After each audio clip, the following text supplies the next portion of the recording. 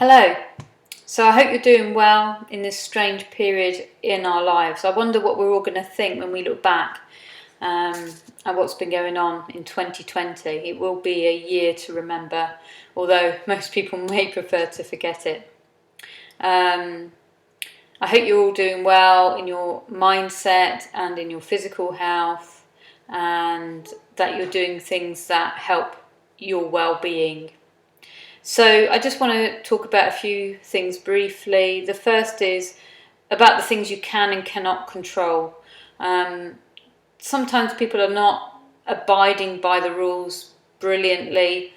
Some people are downright idiots. But if you can't control it, then let it go. If it's serious, then get in touch with authorities. But try not to get yourself frustrated and wound up about idiot type behaviour, because there's always going to be those people around, and it's not going to do you any good to get frustrated and wound up by those things. So just think, let them go. And just for your own well-being, just make sure that you're doing some focused or deep breathing. It's good for your health. It puts you in your recovery state. And obviously this has been a heightened period of stress for a lot of people, so some focused and or deep breathing is really good, just to balance your physical system. Do it while you're watching TV, do it when you go to bed at night, do it at any point in time.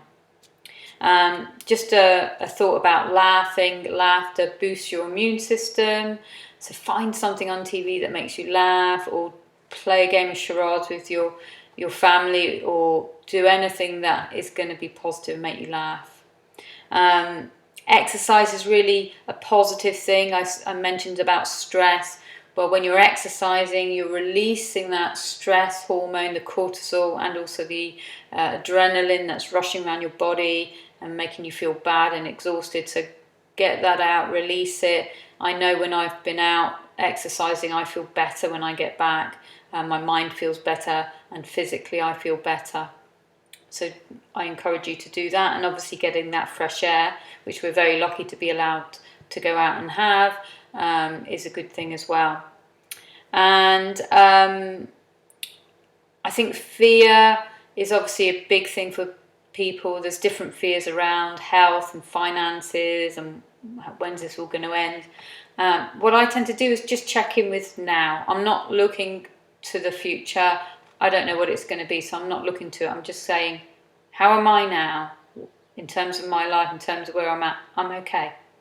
And if you're not okay, then please do speak to somebody, whether that's a family member, whether that's a friend, because the good thing is we've got technology, we can get hold of people, or if anybody feels they want to contact me, then please do so as well.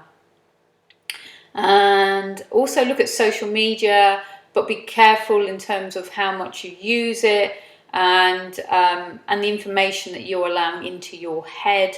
If it's negative, if it's unhelpful, then you don't really want that in your head. So be careful what you're sharing. I tend to look at things and think, is it helpful? Is it true? Is it positive? If it's none of those things, if it's not helpful, true, or positive, then consider why you might be sharing it. And also, there's probably a few people I'm likely to unfollow, because I'm finding they're posting quite a lot of negativity. So if someone's frustrating me by their what they're posting, or I see it as very negative, then I'm probably just going to turn that person off. And also the news, I've just done away with the news. I don't normally watch the news anyway, but we put it on because you begin to wonder what's happening and be interested. But actually, I find it way too negative. I don't want that in my head, particularly in the evening near bedtime. So the news is off. We don't need to know all of that. We are well informed by the states of Guernsey. We're very, very lucky. So we get all the information we need. We've got a brilliant website to log on to and to get that website information from. So we don't need to know what's going on because it's a lot of scaremongering, and there's different ways you can look at statistics. So it's best keep away from it, is my advice. And I think that's the main thing. So I think the other thing is, when we go through experiences like this, it's an opportunity to pause and to look at life. And I tend to think, what is all this about? I like to think that there might be some sort of deeper meaning and something positive to come from it. And I wonder if it is an opportunity for the environment to heal, but also for us just to pause. Most of us have crazy busy lives, way too much going on. In fact, not long before this, I was actually thinking to myself I could do with a 3 months sabbatical. So I seem to have an enforced sabbatical now.